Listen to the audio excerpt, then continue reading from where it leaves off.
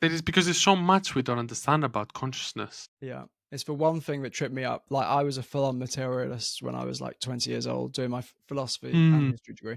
But, yeah, doing philosophy classes, full-on materialist, like, science can eventually explain everything. mm. And then I got to the theory of mind class, and I was like, "Hmm, but actually consciousness is a bit more like it's the first time I saw something that might actually not be explainable by science." Exactly, and even from a biology perspective, me thinking about it from biology perspective, it doesn't actually evolutionary seems to be any benefit for having consciousness. Mm, You look at the animal kingdom, there's no consciousness there as such as we define it in our uh, as the human version of consciousness, and nature is operating perfectly fine. There's no other version of consciousness like ours.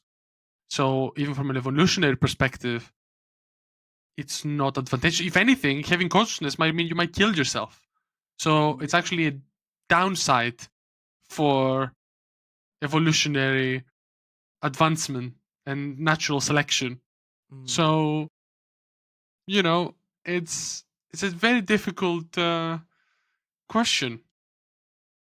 I Yeah, think. yeah, it's not clear. Like, we assume that consciousness arises from matter, but it could be that matter arises from consciousness. And there are two debates in philosophy slash, I guess, even science now.